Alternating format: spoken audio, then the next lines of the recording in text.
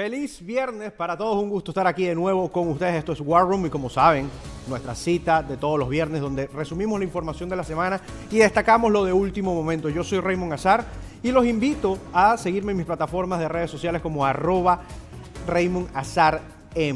Así me pueden encontrar en todas las plataformas digitales y de la misma manera quiero invitarlos de una vez a suscribirse, por favor, en nuestro canal de YouTube, @VozMedia. Es muy importante que se suscriba, que comente, que le dé like, que comparta para que podamos seguir llegando a más personas como usted. Estamos combatiendo la desinformación en su idioma. Quiero, antes de todo, aparte, creo que esta semana ha sido importantísima porque ha caído en lo que llamaban acá el cierre de gobierno, ¿no? El cierre de gobierno impuesto por los demócratas, y eso hay que rescatarlo, ¿no? Es porque bastante que han peleado entre ellos y terminaron un grupo de 7, de hecho, diciendo que sí, que esto era culpa del Partido Demócrata que no quería abrir el gobierno. Pero ¿qué otra excusa pueden tener? Si se votaron 15 veces, escúchese bien, 15 veces en contra de una resolución continua. Con la administración Biden, hace tan solo meses atrás, todavía menos de un año que Biden estaba vigente, Biden no estaba vigente en realidad, estaba el cuerpo de Biden haciendo de vigente, que es distinto. Podemos encontrar que esta misma votación se realizó 13 veces y los republicanos votaron 13 veces a favor para no cerrar el gobierno. Pero bien, este programa llega hoy a usted con el apoyo de One Coffee, un sabor sin igual, directamente de las tierras altas de Guatemala. Tienen que disfrutarlo con propósito, que ya está disponible en nuestra tienda de Voz Mercado. La noticia más relevante también de hoy es que Maduro pareciera tener la lanza en el cuello. Pero para esto nos vamos a ir a nuestra redacción a que nos cuenten lo que tenemos. Hoy con nosotros nos acompaña nuevamente Diane Hernández. Diane, ¿cómo estás? ¿Qué tal, Raymond? Un saludo para ti, por supuesto, para todo el equipo en esta jornada de viernes. Y ya lo adelantabas, lanza probablemente sea la palabra clave hoy de nuestra portada en Voz Media, y te cuento por qué. Y es que precisamente hace unas horas el secretario de Guerra anunció la operación Lanza del Sur, un nuevo operativo militar cuya misión consistirá, según dijo, en eliminar la amenaza del narcoterrorismo en todo el hemisferio occidental.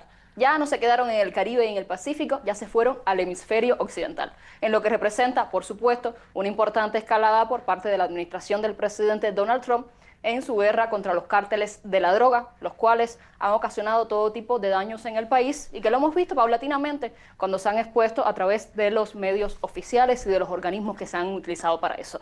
Si bien no proporcionaron mayores detalles de esta operación, el secretario de Guerra sí informó que el Comando Sur, uno de los más fuertes y de los más implicados en toda esta operación, será uno de los grupos que dirigirá dicho operativo antinarcótico. Recordemos que esto llega justamente luego que el portaaviones más grande del mundo, el US Gerald Ford, ya decíamos hace 2 o 3 días, se incorporó oficialmente desde el martes a las movilizaciones de efectivos en la región. El anuncio de la operación, además, tiene lugar en el marco del operativo desplegado desde el pasado mes de septiembre, es decir, hace más de un mes y tanto, por la operación que ya sabemos lleva adelante la administración Trump en el Caribe, tanto en el Pacífico como en las otras regiones, y que es la más grande de los últimos 30 años. Como el objetivo, lo ha dejado claro muchísimas veces, de acabar con la amenaza de diferentes cárteles de la droga que operan en la región y que han invadido a Estados Unidos de narcóticos. Lo ha dicho, también ha declarado muchísimos grupos de la región como grupos terroristas y grupos terroristas internacionales, por lo cual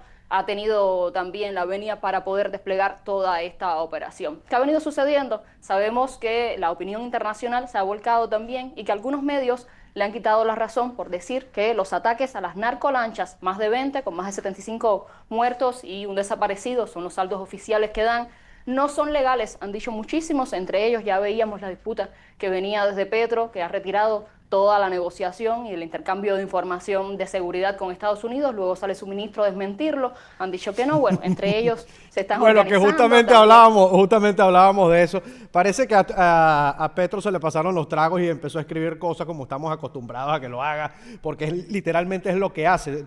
Y ahora viene su propio ministro, que sabemos también que es una joya, pero viene a desmentirlo y sabe que mejor con los estadounidenses no nos metamos y vamos a seguir colaborando porque esto nos está trayendo problemas. Pero yo creo que a veces que ese sentir del ex narcotraficante, ex guerrillero, se deja llevar por las emociones para seguir protegiendo el tráfico de lo que ellos tuvieron como negocio hace mucho tiempo o que quizás todavía tienen, porque hay señalamientos sobre Petro y por algo está en la lista de los FAC. Sigue, Diana. Exactamente, tiene que ver, Raymond, esto que decías también, justo con que los exmilitares que siempre han estado en estrecha colaboración con Washington dijeron que el narco había avanzado fuertemente en 24 horas luego que Petro sacó aquel tuit diciendo que retiraba las negociaciones de intercambio de información con Washington, pues que había avanzado el narco. 20 horas le basta para hacerse de regiones que ya habían salido luego de la intervención de Washington. Y también recordemos que también esto sucedió luego que el Reino Unido retiró, y el Reino Unido si lo retiró, no lo han desmentido, lo dijeron sus funcionarios a través de una entrevista de CNN, los intercambios de información de las bases que tienen en el Caribe para regular el narcotráfico en la región. Pues nada, esto no ha sido lo único que ha pasado con los países de este espacio, y es que Panamá tuvo ayer que sacar una declaración, lo ha dicho el propio presidente Mulino, luego de que Caracas, el régimen de Maduro, los acusara de estar ofreciendo su territorio para prácticas con el ejército estadounidense y diciendo que esto era en función de desacreditar todo lo que está haciendo el régimen y para acabar también con Venezuela. Pues ha salido Mulino ayer a decir que estas prácticas de efectivos estadounidenses en su territorio responde a un tratado que firmaron meses atrás, también las notas pueden encontrar en nuestro periódico, y que tiene que ver con la preparación que ellos necesitan y que no tiene nada que ver con ataques a Venezuela. Pues nada, ha tenido que salir Mulino a decir esto. Recordemos que Panamá es uno de los países de la región, de hecho el único, que no tiene ejército desde 1990. Por lo tanto, sí hay efectivos estadounidenses en la región haciendo prácticas militares. Pero ha confirmado el presidente de Panamá, el propio presidente lo ha dicho en una conferencia de prensa semanal que ofrece, que no tiene nada que ver con operaciones dirigidas a Venezuela. Habría que ver, tampoco creemos que lo vayan a decir públicamente. Pues estos son los últimos acontecimientos que tienen que ver con el despliegue en la región en formato militar. Por el momento eso es lo que tenemos, habrá que seguir, Raymond, y por supuesto tenemos otras noticias. ¿Tenemos tiempo para compartirlas? No, claro que sí, la pantalla es tuya. Pues seguimos. Y decíamos que Estados Unidos tiene toda esta intervención justo en la región del Caribe y el Pacífico, pero también hay una arista que estamos explotando y trabajando en nuestras redes que pueden encontrar en nuestro periódico, y es el acercamiento de las últimas semanas de la administración Trump a las naciones sudamericanas y centroamericanas. ¿Qué tiene que ver esto? Pues nada, que han bajado las tensiones, y uno de ellos responde a una noticia que usted puede encontrar hoy en nuestra web, y es que la administración anunció varios acuerdos comerciales que reducirán los aranceles a los bienes importados desde Guatemala, Ecuador y El Salvador, tres de los países centrales centroamericanos y que también sabemos que en algún momento se estuvieron distanciando de la administración, pues han vuelto a tener contacto con la administración para suponer lo que se entiende como un claro movimiento por parte del gobierno estadounidense para reflejar un cambio de tono en su política comercial. Luego de meses de tensiones, recordemos que los aranceles han ido y han venido en diferentes formas con productos de toda clase y de todo tipo. Pues nada, entre los productos beneficiados de estas regiones sobresalen algunos agrícolas, como serían el plátano y el cacao. ¿Qué quiere decir esto? ¿Que se van a eliminar los aranceles? No, pero sí se han negociado de buena manera, porque sabemos que estos productos en Estados Unidos no están, no salen a la luz y son los que llegan desde los países centroamericanos. Poco antes, y esto es otra de las noticias que hoy tenemos en nuestra web, del anuncio de Ecuador y de los otros dos países centroamericanos, pues la Casa Blanca también confirmó otro acuerdo arancelario y de inversión bilateral con el gobierno del presidente Javier Milei en Argentina, en el que se eliminan aranceles sobre algunos recursos naturales del país sudamericano, y ambas naciones se comprometen, por supuesto, a optimizar las condiciones de acceso bilateral a los mercados de carne de vacuno, que sabemos que es una de las aristas principales de la economía argentina en cuanto a intercambio con Estados Unidos. No es solamente esto, mientras Argentina brindará acceso preferencial a algunas exportaciones estadounidenses, ha dicho el acuerdo y ha anunciado y confirmado la Casa Blanca, entre ellas medicamentos y dispositivos médicos, Estados Unidos eliminará los aranceles sobre determinados recursos naturales no disponibles localmente en Estados Unidos, es decir, que no se dan en Estados Unidos, que no se producen ahí, y otros bienes no patentados de uso farmacéutico. No especificaron cuáles de ellos, pero esto es lo que consiste el intercambio entre Argentina y Estados Unidos, que sabemos que ha tenido un acercamiento más fuerte en las últimas semanas, sobre todo luego del triunfo de Javier Milei en las elecciones que tuvieron y que estuvieron respaldadas muchísimo por Estados Unidos y que se le atribuye mucho el apoyo económico que también le dio la Casa Blanca al presidente argentino para poder sacar a flote la economía y los desacuerdos que tenían justo en su gobierno. No es solamente esto lo que tenemos, hay mucho más hoy en las portadas de Voz News y uno de ellos es que la BBC, uno de los últimos escándalos en los que ha estado implicados los medios de comunicación en Estados Unidos, ofreció una disculpa al presidente Donald Trump por la edición de un fragmento de su discurso del 6 de enero de 2021, algo que ha vuelto a salir a flote y que ha sido utilizado en un documental que desató una intensa polémica desde la Casa Blanca. El presidente de la corporación mediática envió una carta personal a la Casa Blanca, dicen los medios, y así está en cada uno de ellos reflejados, y también ha salido desde Washington la información oficial, expresando el pesar institucional, así dicen, por la forma en que se difundió el videoclip, es decir, el fragmento de entrevista que se extrajo de una intervención del presidente Donald Trump y que fue manipulada la información. Paralelamente, los abogados de la cadena respondieron al equipo legal de Trump que ya habían enviado una carta el domingo pasado advirtiendo sobre posibles sanciones judiciales, entre ellas, por supuesto, un acuerdo millonario que se le estaba exigiendo a la cadena, y la BBC también informó que no volverá a emitir el documental en ninguna de sus plataformas, es decir, o aprendieron la lección o se llamaron a conciencia. ¿Qué supuso este escándalo que desde 2021 venía arrastrando la BBC con el presidente Trump y que volvió a salir a la luz? Pues la renuncia de sus principales dirigentes, de uno de los efectivos más fuertes que tienen las cadenas de medios en Estados Unidos y de otros que también estaban al frente de la información. Mucho más tenemos, pero Raymond, como ayer tú me diste información de último momento, yo te voy avisando, y justo lo tengo acá marcado, que la secretaria de Seguridad Nacional anunció hace solamente unas horas, y esto tiene que ver con el fin del cierre del gobierno, que es el más largo que ha habido en la historia de Estados Unidos, que se le dará un bono de recompensa de $10.000, nada más y nada menos $10.000, a los agentes de la Agencia de Seguridad de Transporte. Esas personas que no abandonaron sus puestos de trabajo y que ellos han dicho que le deben la seguridad del país. Eso ha anunciado Kristi Noem en las últimas horas y ha dicho que el presidente y ella personalmente pues darán garantía de este bono a las personas que colaboraron y que no abandonaron su puesto de trabajo. Estamos hablando de muchísimos agentes de la TCA, así se conoce, la Agencia de Seguridad de Transporte. Esto lo estaremos ampliando en próximas horas también en nuestra página y nuestro portal web. Por aquí, esto es lo que está sucediendo, por supuesto. Dime. Sí, es importante lo que estás diciendo y que estos agentes han sido, vamos a decir, premiados, ¿no? Por responder a su trabajo y que creo que han tenido el entendimiento suficiente para saber lo vital que son para la seguridad nacional de los Estados Unidos y que además no se dejaron también llevar por la presión de los demócratas. Eso yo lo tengo que destacar. Me parece excelente saber que hay función y que se les está reconociendo, porque hace mucho tiempo no se les reconoce nada, sobre todo a los oficiales. Acá vemos lo que está pasando también con el ICE, de que han sido completamente atacados, ¿no? Hasta no puede, o sea, sus familias, ellos mismos, por el simplemente hecho de estar cumpliendo con su trabajo, pero ese tema lo vamos a tocar más adelante. Diane, quiero agradecerte, como siempre, tu cobertura acá y que por favor vayan, si quieren seguirse manteniendo informados, a nuestra página web www.voz.us. Ahí pueden conseguir toda nuestra información diaria, gracias a periodistas como Diane, como Santiago, como Williams y como todos los que tenemos en la redacción. Feliz viernes para ti, Diane. Efectivamente.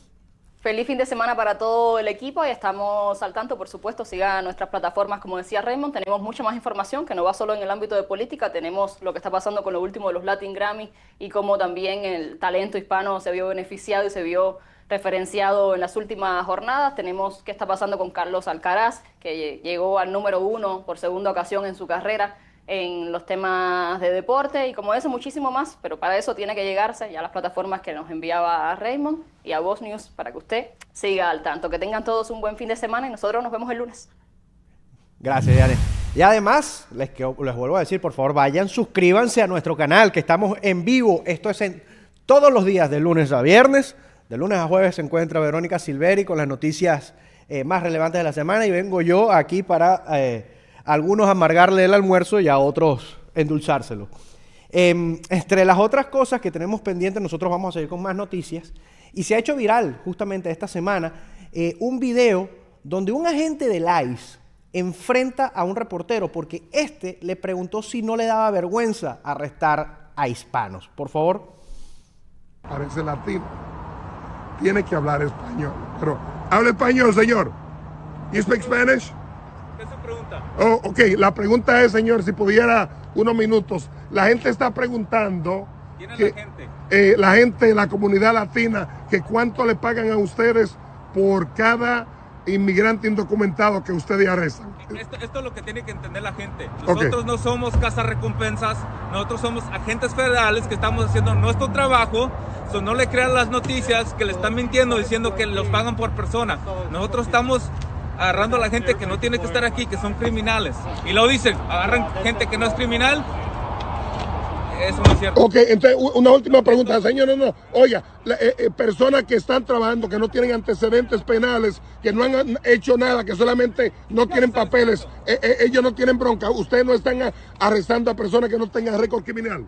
Eso no le puedo decir. No, obviamente, la gente que está aquí ilegalmente, está aquí ilegalmente, señor. Sí, pero ustedes andan buscando personas con antecedentes. Sí, estamos buscando a la gente con antecedentes. Gente que va a trabajar en la mañana no se tiene que preocupar. Eso depende, señor. Eso depende. ¿Con quién anden? Ok. Oye, ¿y tú como latino no te da pena arrestar a tu propia gente? ¿No te da pena? Como oficial de la ley, no me da pena hacer la ley. Eso, pregunta esta pregunta mejor. Ok, a ver. Latino. Ok, ya, gracias. Ok, gracias a usted. De verdad que el tema de la intransigencia y querer excusar a través de este discurso barato, porque no es otra cosa, es un discurso muy barato, muy patético, de llevar a cabo, de que atacar a un funcionario de ICE porque está cumpliendo con su trabajo, de que no te da vergüenza arrestar latinos. A mí me da vergüenza mucha gran cantidad de venezolanos que cruzaron la frontera, que vinieron a hacer desastres acá, como el homicidio de Lincoln Riley, por ejemplo. O el homicidio y violación de Jocelyn Núngara, y una niña de 12 años que cayó en manos de justamente dos criminales que eran pertenecientes al Tren de Aragua y que están presos hoy en día y se van a pudrir el resto de su vida en una cárcel. Eso a mí sí me da pena. A mí me da vergüenza que justamente la comunidad hispana se victimice con este tema y quieran decirle al mundo que, bueno, pero nosotros pobrecitos, es que estábamos huyendo de nuestro... Sí, pero si hiciste las cosas mal, para entrar a este país tiene que haber una consecuencia. Y esa consecuencia tú la conoces desde el día 1. Y desde el día 1 tú tienes que estar preparado con plan B, plan C, plan D, si tú te tienes que ir de este país. Esa es la realidad.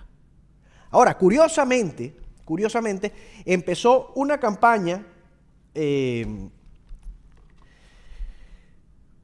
contra de ICE en Oregon, que yo quiero, por favor, que producción la ponga en pantalla, porque esto sí es un nuevo nivel.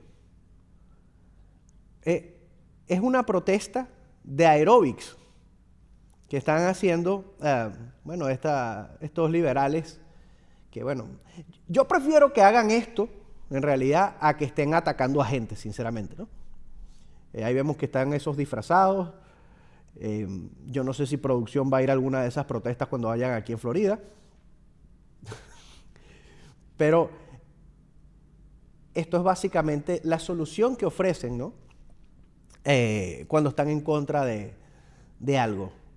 Yo no sé si podemos calificar esto como ganas de llamar la atención, ganas de llamar la atención. Es que no tiene otro objetivo, es esto. O sea, es esto.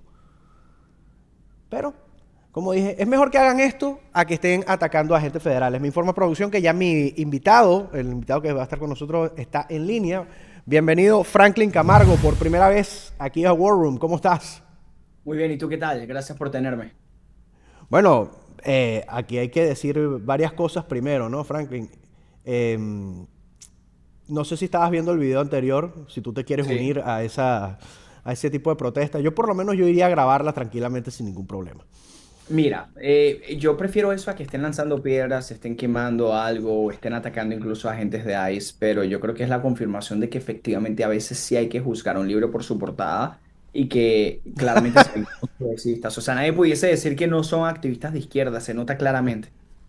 No, bueno, creo que no había manera más educada de poderlo decir sinceramente, ¿no? Así que el prototipo está, el prototipo existe, señores. El que quiera decir que no, el prototipo existe. Pero Franklin, estamos en una semana muy importante donde sabemos que se terminó ese famoso cierre del gobierno, el más largo de la historia, ¿no? Algo que le costó a los estadounidenses más de 90.000 millones de dólares, gracias a liderazgos como el de Schumer, el de Hakeem Jeffries, que se encargaron de que esto se mantuviera, gracias a un poco de coherencia, quizás, no sé si llamarlo así, quizás soy hasta benevolente, de 7 demócratas y un independiente, se retomó el camino del país, ¿no? O sea, se volvió, recuperamos la operatividad. Pero esto es algo que tiene que tener en cuenta la gente para las elecciones del 2026.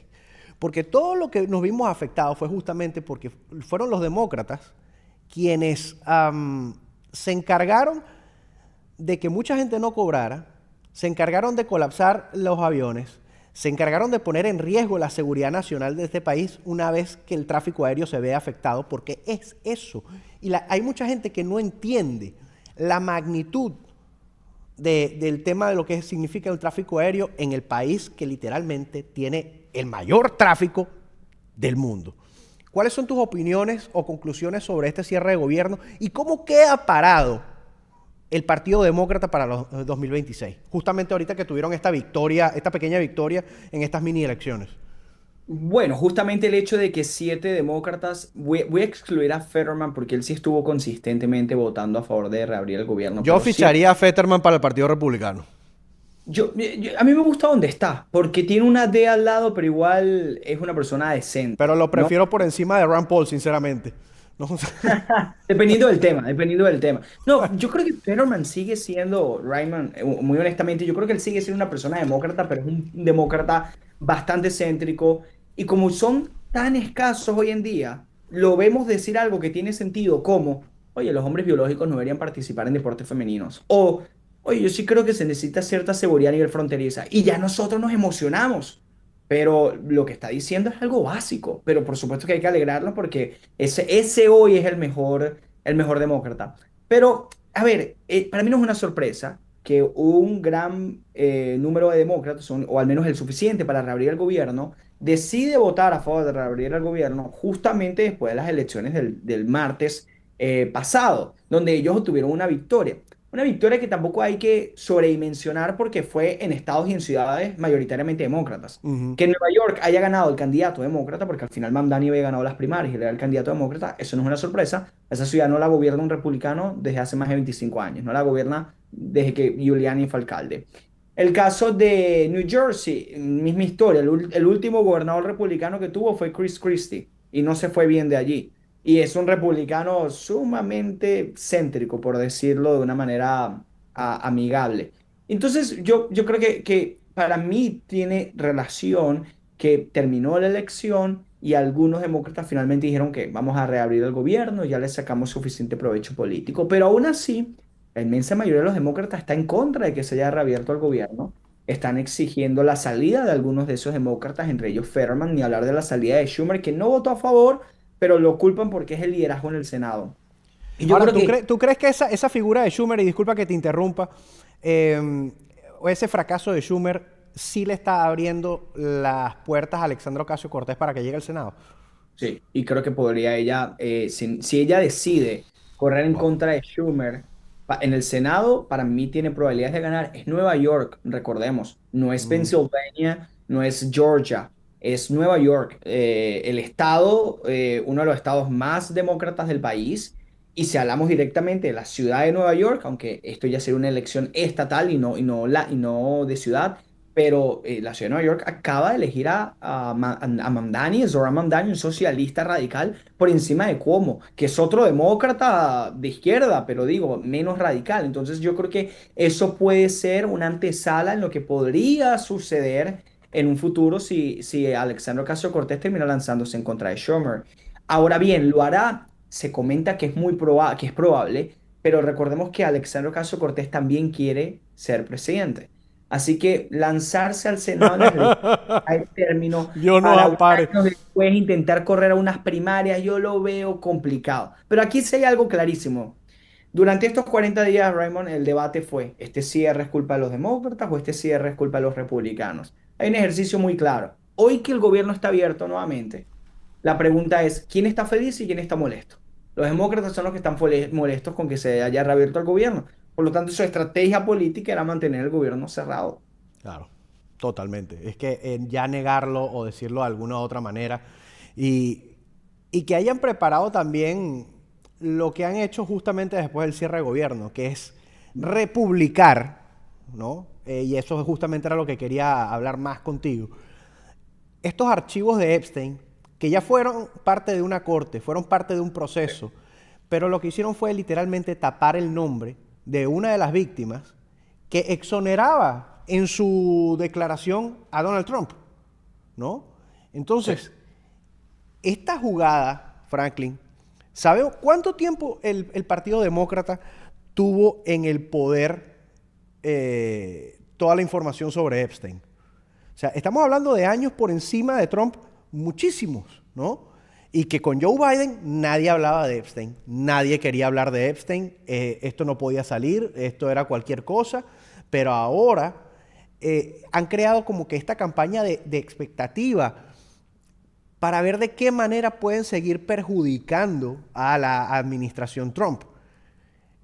Cuando esto no llega a ningún lado, porque aparentemente por el camino que va así, ¿no? Porque si los demócratas hubiesen algo realmente fuerte, hubiesen destrozado a Trump en la campaña y Kamala Harris sería hoy la presidenta de este país, ¿de qué más se van a agarrar los demócratas? Porque lo que hicieron ahorita fue una vil manipulación con un documento de una víctima de este delincuente que falleció a raíz de quitarse ella misma la vida hace tan solo unos meses atrás, lamentablemente.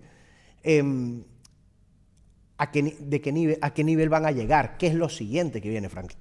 No, prácticamente no hay límites. De hecho, la cuenta oficial del Partido Demócrata tuiteaba en estos días que Donald Trump pasó Acción de Gracias del 2017 con Jeffrey Epstein. En el 2017 Donald Trump era presidente de los Estados Unidos. Es perfectamente verificable dónde estaba él en Acción de Gracias. Y no lo pasó con Jeffrey Epstein. Partido Demócrata, la cuenta oficial, tuvo que borrar y eliminar ese tweet porque Exactamente. era una noticia falsa, pero gigante. Porque, a ver, si vas a mentir, no mientas, pero los políticos siempre mienten. Si vas a mentir siendo político, al menos intenta hacerlo bien. Pero ¿cómo vas a Vamos, hazlo cometer bien, por favor. por- Claro. Oye, esfuérzate un poco más, que seguramente le pagan bien a quien sea que esté inventando esas noticias que haga un mejor trabajo. Entonces no hay límites de ningún tipo. Donald Trump tiene un récord con respecto a Jeffrey Epstein, incluso durante su primera administración, que por cierto se le puede criticar actualmente por no ser lo suficientemente transparente, se le ha criticado a Pat Bundy por ser inconsistente con algunas declaraciones y esas críticas son válidas sobre todo de quienes hemos cuestionado el caso Jeffrey Epstein durante años. Para quienes ese caso nació hace 3 meses, es mejor que hagan silencio y se aparten porque no tienen ningún tipo de autoridad moral en actualmente estar diciendo absolutamente nada. Pero recordemos, año 2019, el Departamento de Justicia, bajo Donald Trump como presidente de los Estados Unidos, allanó propiedades de Jeffrey Epstein y agentes federales lo detuvieron. Año 2004, Donald Trump le prohíbe entrada a Jeffrey Epstein a sus propiedades, específicamente a la de Mar-a-Lago. Donald Trump, y bien lo decía la víctima que se censuró su nombre, no por protegerla, porque ya falleció, se quitó la vida, lamentablemente, sino obviamente porque eso debilitaba su propio caso. Esa víctima, cuyo nombre ahí intentaron censurar o censuraron, dijo que Donald Trump nunca coqueteó con ella, nunca lo vio cometiendo un crimen, nunca lo vio con nadie, siempre colaboró con las autoridades. Así que la información está allí. Eso no quita que se puedan hacer críticas o cuestionamientos. Eso siempre es válido. Y yo invito a los conservadores que lo hagamos siempre, porque es parte de ser conservador. Pero aquellos quienes hayan guardado silencio y que nunca le exigieron nada a Biden, durante 4 años él tuvo el poder de revelar toda la información y no lo hizo, Exactamente. es mejor que ahora se sienten y hagan silencio y se pongan a hablar de otras cosas, porque esto no tiene autoridad moral de hablar. Y es lamentable, ¿no? Que utilicen ya también la figura de una persona que no está con nosotros, ¿no? Pero coincido con lo que estás diciendo de que no tienen límites y podrían utilizar cualquier cosa. Pero claro, yo creo que lo mejor que puede pasar para este país como tal es que se liberen los archivos de Epstein y que Sí. se saquen sus conclusiones y que, bueno, que pase lo que tenga que pasar. Pero también hay que evaluar dos puntos, ¿no?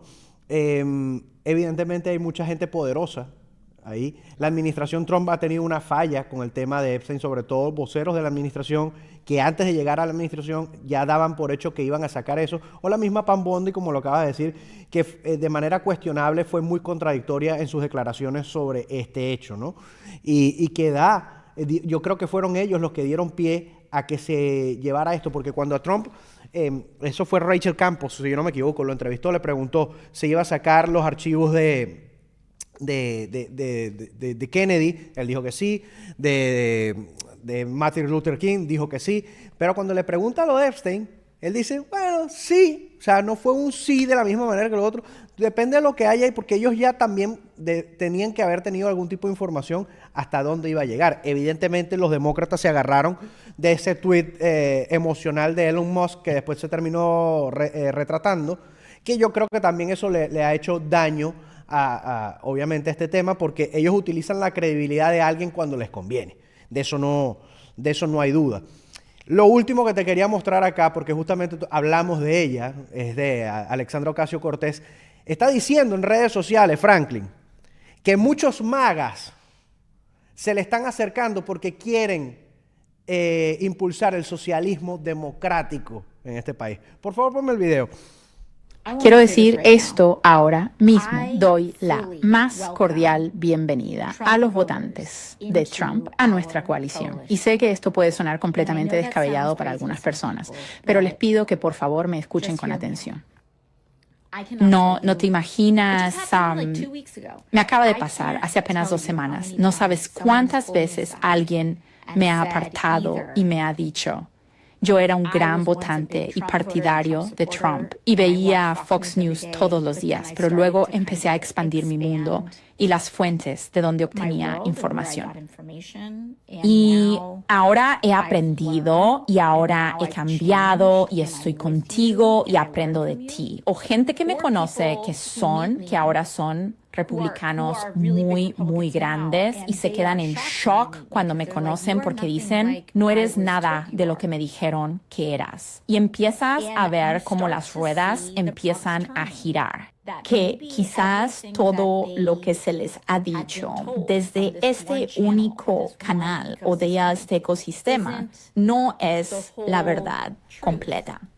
Y basta para despertar una curiosidad que les haga querer emprender un viaje más largo de aprendizaje. Yo espero que tú no estés entre esos magas. No, tranquilo. ¿Y tú?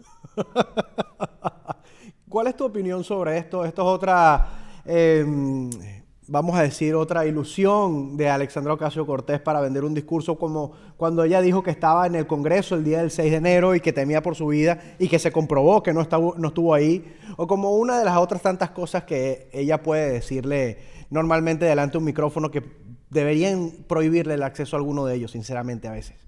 Mira, en términos generales, una persona, un votante MAGA, una persona que sea fiel a Donald Trump y a las ideas de Donald Trump, me cuesta creer que apoye a Alexandra Ocasio-Cortez por una sencilla razón. Hay una completa diferencia y un gran contraste entre un candidato u otro, no solamente en economía, es que en cada tema. Como un conservador apoyaría una candidata que se burla de Riley Gaines y cree que un hombre biológico debería competir en deportes femeninos?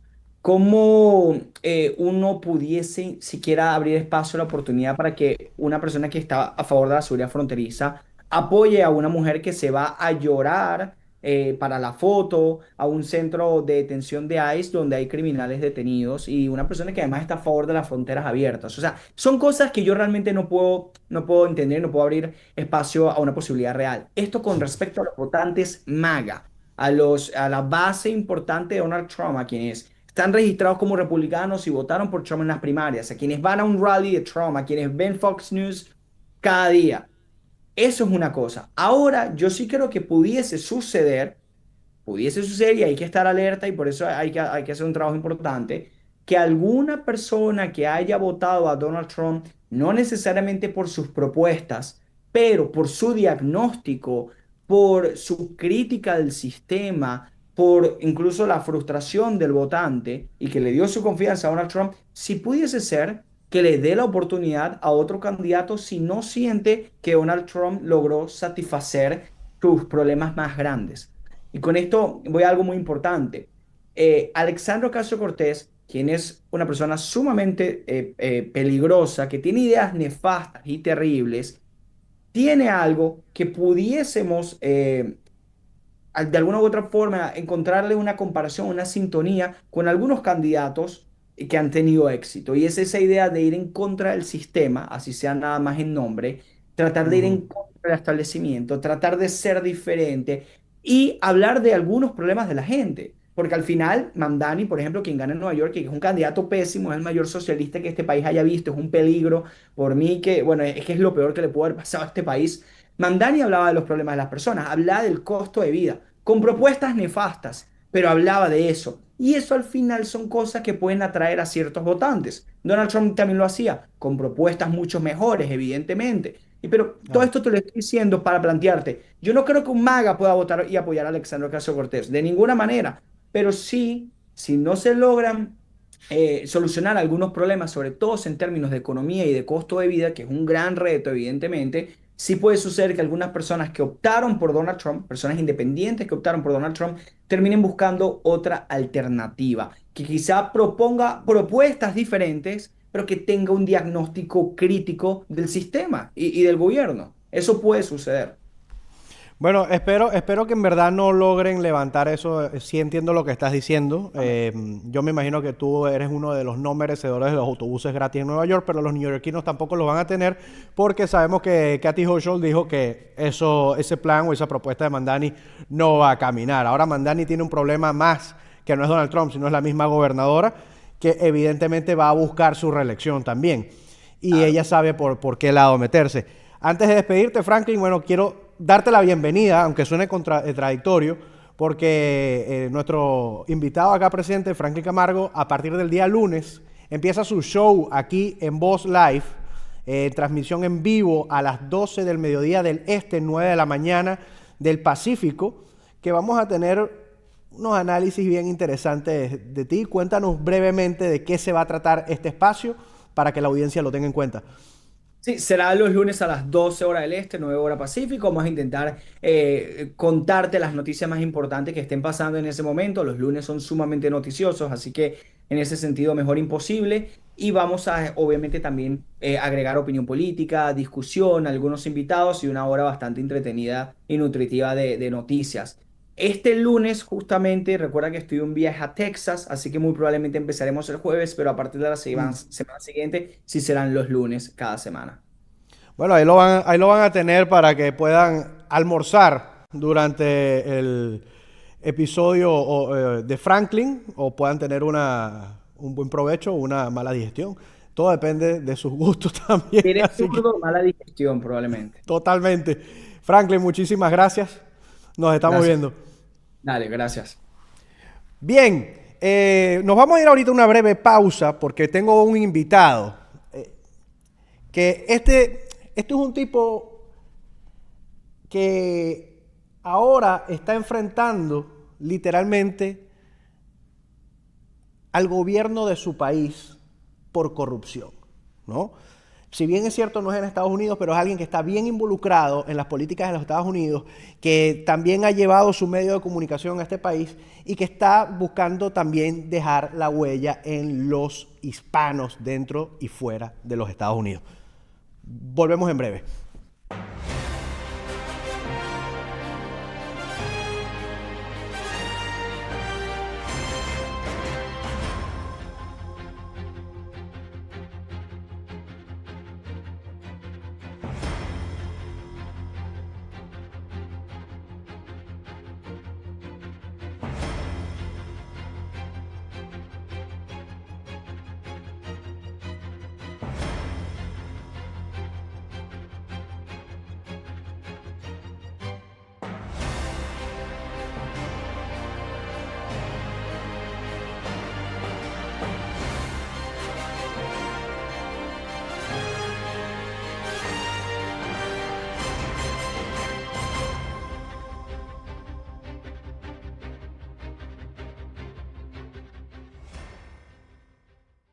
Si estás pasando por ansiedad o depresión, no tienes que enfrentarlo sola. Con Voz Salud tienes acceso ilimitado a terapia y consultas médicas virtuales o en persona y a más de 400 medicamentos, incluyendo los que tratan la salud mental, totalmente gratis. El apoyo comienza desde solo $1 al día. Visita salud.voz.us y empieza a sentirte mejor mucho más pronto.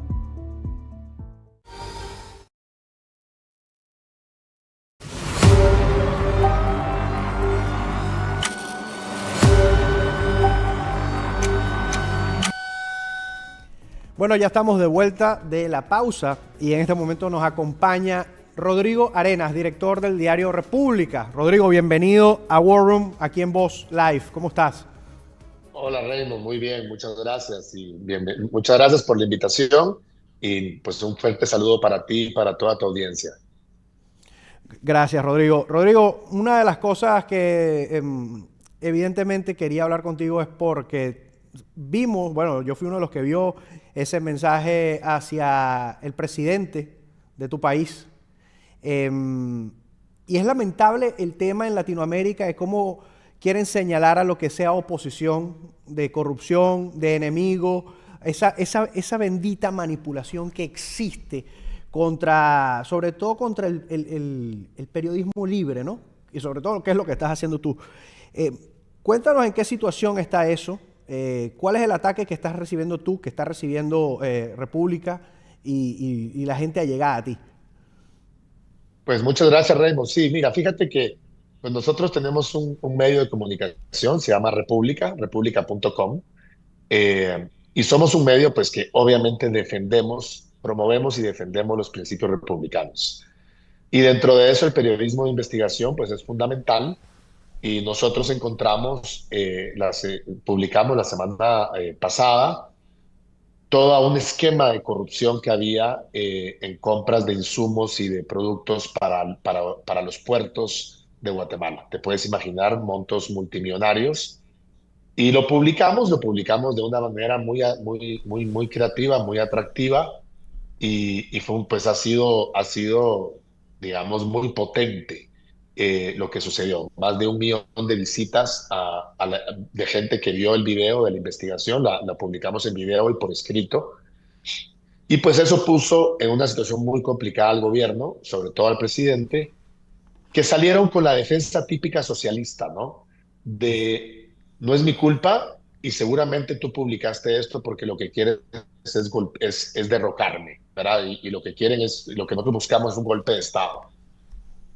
Cuando fuimos nosotros el primer medio en Guatemala que defendimos de que ellos habían ganado las elecciones, que las ganaron pues obviamente no estamos contentos, ni yo voté por ellos, pero las ganaron y eso lo teníamos que respetar, porque la democracia se tiene que respetar, porque yo creo que es uno de los derechos más importantes que tienen los países o las sociedades, es el derecho de despedir a sus gobernantes cada 4 años. Y generalmente hemos visto que los países se arruinan cuando ese derecho lo pierden. Venezuela, Nicaragua, ¿verdad? Prácticamente Cuba. Cuando ese derecho de despedir a los gobernantes cada 4 o 5 años se pierde, pues es cuando los países se arruinan. Entonces, por un lado, nos están acusando y ya me acusaron, digamos, personalmente de ser yo una persona que lo que quiero es derrocar al gobierno, derrocar al presidente y usar el medio para eso, lo cual es una absoluta mentira. Y segundo, pues están construyendo toda una narrativa que es como ellos juegan el juego, es un poquito lo que estábamos viendo hace poco de Alexandria Ocasio-Cortez, una narrativa llena de mentiras, en donde lo que quieren decir es que si no estamos con ellos es porque estamos del lado de los corruptos, como que si ser de izquierda te hace no ser corrupto. Lo cual también está más que demostrado que eso no es así. Entonces ahí estamos. Creo que eso nos quedó claro, sobre todo a los latinoamericanos, bastante claro que nos ha quedado eso. ¿Verdad? Pero aquí todavía manejan esa narrativa, ¿verdad? De que, acuérdate que toda su narrativa usualmente es el bueno contra el malo, ¿verdad? El socialismo es bueno, el capitalismo es malo, el liberalismo es bueno, el conservadurismo es malo, y entonces esa polarización de la sociedad, que es la que ellos continuamente quieren construir y quieren provocar. Ahora, aquí hay un tema, ¿no? Y es que es literalmente el mismo patrón que se ve en todos los países que se aplican este tipo de políticas, ¿no? Y una de las cosas que no entiende la izquierda o que no entiende el socialismo es que para medios de comunicación de ideología contraria es mucho más fácil hacer oposición que cuando se es oficialista. Empezando por ahí. Porque el trabajo de uno en ese momento es captar todo lo que no le gusta, es buscar todo lo que no quiere, es buscar todo lo malo que está en ese gobierno. Y bueno, cuando hay alguna cosa buena, se tendrá que decir, así como estás diciendo tú, que bueno, reconocieron lo de las elecciones, no había nada que hacer, ese es el resultado. Y es impresionante cómo nosotros veíamos este tipo de situaciones que obviamente espero que tú, tu familia, todos tus allegados, tu personal, todos estén bien y que esa persecución no llegue a parecerse ni un poquito a las que se parece a como son en mi país, en Venezuela, o como pasa en Cuba, o como han intentado que pasara también ahorita en Colombia, ¿no? Sobre todo con Gustavo Petro en el poder. Sabemos lo que es tener este tipo de líderes autoritarios, pero ¿qué pasa, Rodrigo, cuando el cáncer de ese socialismo se ha contagiado a los Estados Unidos, cuando yo pensaba que eso era imposible? Yo decir acá que iba a encontrarme con un candidato como Mamdani, ganando la alcaldía más importante, yo jamás me lo hubiese imaginado. Yo llegué a este país hace más de 12 años y eso no lo vi nunca venir. La palabra socialismo para mí aquí no existía de ninguna manera. Entonces, Estados Unidos, tú piensas que Estados Unidos está adoptando ciertas cosas de la izquierda latinoamericana o que simplemente esto era un ciclo que no podíamos detener.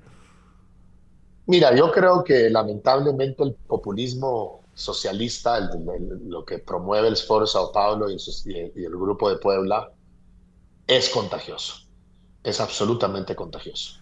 El republicanismo, que era lo que tenía Estados Unidos, o lo que tiene aún todavía Estados Unidos y lo que para mí el gobierno de Donald Trump está rescatando, no es contagioso. Entonces, ¿qué quiero decir con esto? Este populismo socialista, es una narrativa muy fácil de vender, empezando porque está llena de mentiras. Entonces es como estos estafadores que dicen un montón de cosas que saben que no es cierto, pero lo que llamaríamos en el día a día los famosos vendedores de humo, ¿no? Uh-huh. Y eso es contagioso. Vimos cómo Argentina contagió a Chile, vimos cómo Venezuela contagió a Colombia, vimos cómo México contagió a Estados Unidos antes que Estados Unidos a México. Y sí, yo creo que toda esta estrategia woke de narrativa, de generar esto de buenos contra malos, porque ¿qué fue lo que pasó? Y lo que hay que entender, y por qué es que a los jóvenes, y por qué es que han logrado premiar a los jóvenes. A ver, todos, absolutamente todos tenemos o un amigo, o un familiar, o un conocido al que respetamos y queremos que sea gay. Y entonces nos dijeron que prácticamente si yo respeto a esa persona, tengo que ser demócrata. Y tengo que estar a favor, digamos, de lo que cree Alexandre Ocasio-Cortez. Porque si no, es que lo odio. Entonces, y no es cierto. Es más, yo tengo muchos conocidos, muchos amigos que son gays, y los gays sensatos no piensan como lo que dice Alexandra Ocasio-Cortez o Bernie Sanders o todo este movimiento woke.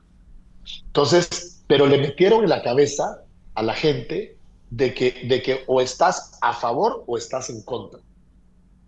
Entonces, o estoy a favor de la agenda LGTBIQYZW o estoy absolutamente en contra. Lo que parece un password seguro de un banco, porque es que no tiene otro número, ¿no? Y lo que dice es importante justamente ahí, porque lo que han hecho es, ahorita, ya no se trata solo de izquierda y derecha, sino hacer una especie de estigma social, separando por grupos y queriendo demostrar que justamente los que están de un lado odian de alguna u otra manera a los que se consideren diferentes. Para mí una persona con inclinación sexual a la mía no es diferente, o sea, me da igual lo que haga con su cuerpo.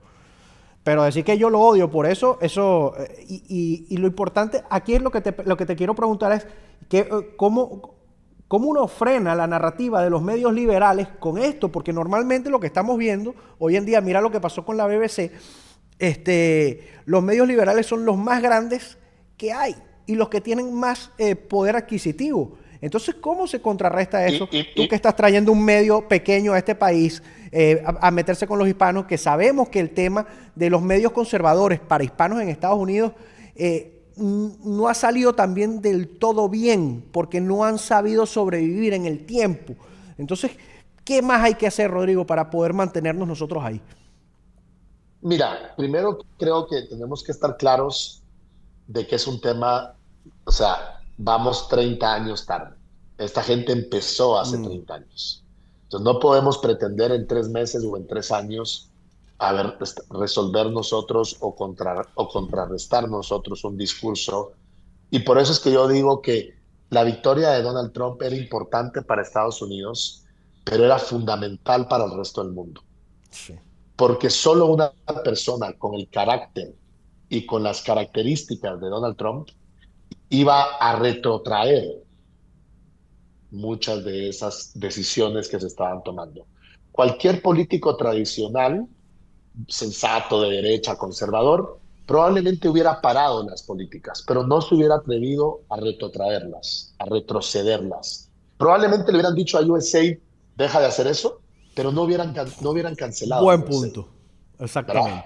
Entonces, eso hay que entender que gracias a Dios ganó Donald Trump, y entonces hoy estas farsas, estas mentiras, estamos viendo lo que pasó en la BBC, como tú dices. Y yo sí creo en la humanidad y creo que definitivamente están perdiendo credibilidad. Porque como tú dices, son los más grandes, sí. Son los que más dinero tienen también. Pero hay un problema y es que no tienen escrúpulos. Sí. Ese también es un problema. Nosotros sí tenemos escrúpulos. Nosotros jugamos el juego con escrúpulos, ellos no. Ellos dicen cualquier cosa. Eso que hizo la BBC es una cosa que yo como periodista no me lo podría imaginar jamás. Yo no podría, pero ni a Fidel Castro, que lo detestaba con todas mis fuerzas, me atrevería a yo alterar un discurso como lo hizo la BBC. Sabiendo que Fidel Castro era lo peor que le puede hacer a Cuba y al resto del mundo, ¿no? No, entonces, y es que se dice, si ese informe de Telegraph no llega a darse, nosotros no nos enteramos de esto. Y esto se mantiene. Y de hecho, te quería mostrar algo. Tenemos el video de la CEO de la BBC. Vamos a ver lo que dijo, que te la tengo acá. Dale. Me gustaría decir que ha sido el privilegio de mi carrera servir como director ejecutivo de BBC News y trabajar con nuestro brillante equipo de periodistas. Renuncié el fin de semana porque la responsabilidad recae en mí. Pero me gustaría dejar algo muy claro. BBC News no tiene un sesgo institucional, por eso es el proveedor de noticias más confiable del mundo. Y si me disculpan, it's Ash. Please, y ver a mis equipos. Muchas gracias. Gracias. ¿Crees que los periodistas son institucionalmente corruptos? Creo que la presidenta la dejó caer. ¿Crees que los periodistas son corruptos? Por supuesto, nuestros periodistas no son corruptos. Nuestros periodistas son personas trabajadoras que se esfuerzan por la imparcialidad y respaldaré su periodismo. ¿Existe un sesgo institucional en la BBC? No hay sesgo institucional. Se cometen errores, pero no hay sesgo institucional. Pero ¿por qué no se trataron los errores sobre Trump? ¿Sobre el antisemitismo? ¿Sobre los derechos de las mujeres? Estoy seguro de que esa historia saldrá a la luz, pero por ahora voy a entrar y ver a nuestros equipos. No hay sesgo, dice, ¿no? Que la BBC es lo más preciso y confiable del mundo, que la semana pasada, vale destacar, han sacado un informe, y esto te lo digo porque ahorita tocamos el tema de la comunidad woke. Sacaron un informe, Rodrigo, donde dicen que la leche materna, si se puede decir materna, de los transgéneros, sirve mejor que la leche materna de una mujer natural. Entonces, ese es el medio de comunicación de que ella está hablando que no tiene sesgo y que estos son errores. Esto es un intento de homicidio reputacional contra una persona, no es otra cosa. Así es, y esa es exactamente donde te digo que no tienen escrúpulos. Porque un error, todos cometemos errores. pero el tú alterar un discurso, cortarlo de esa manera, pegarlo y publicarlo como lo hicieron, eso no es un error. O sea, un error es si yo voy manejando y no veo el semáforo y atropello a alguien sin querer. Eso es un error humano y tengo que pagar las consecuencias de mi error. Pero si yo agarro mi carro y a propósito me subo en una banqueta y atropello a 20 personas, eso no es un error. Yo soy un asesino. Son dos cosas absolutamente distintas.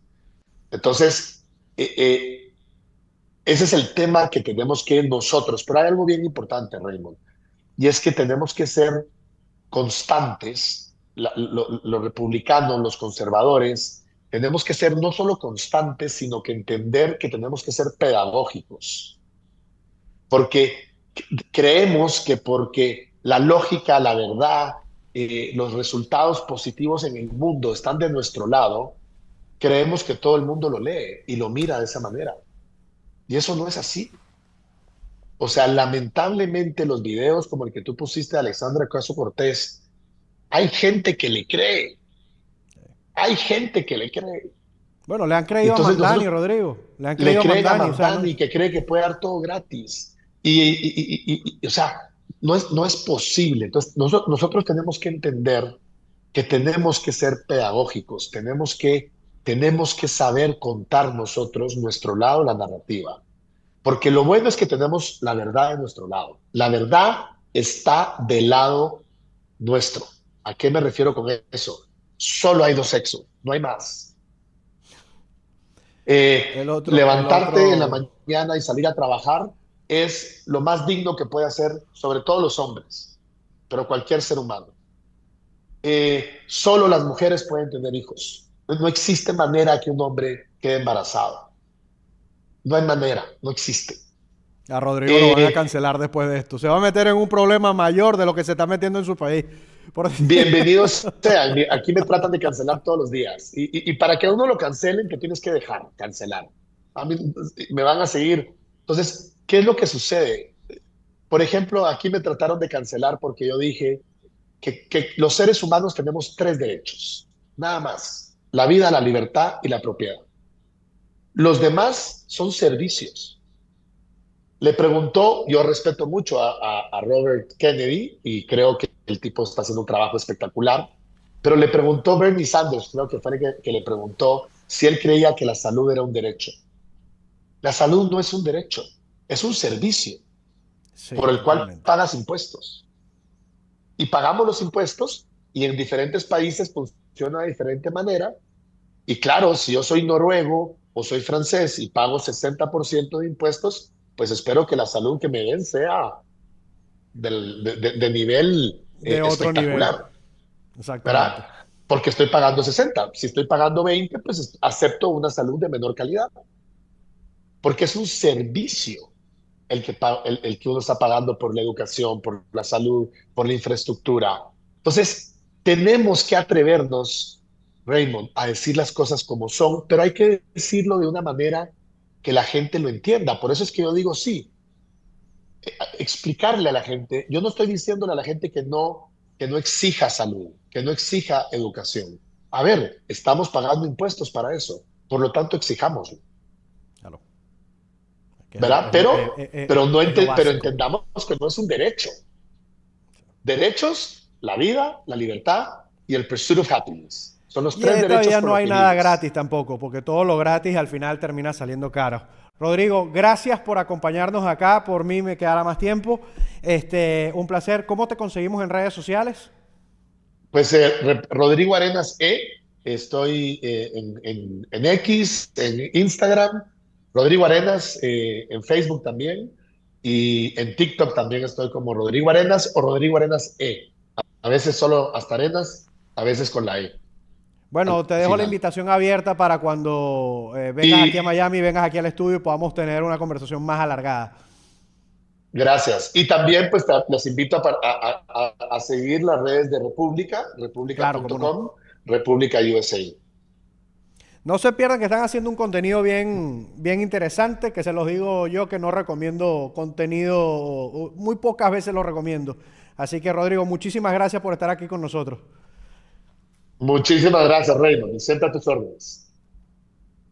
Bueno, antes de irnos, vamos a leer la encuesta que estaba rodando por acá, ¿no? Y es que justamente se trata de que si la republicación de información sobre este expediente de Epstein ha sido un fracaso de los demócratas,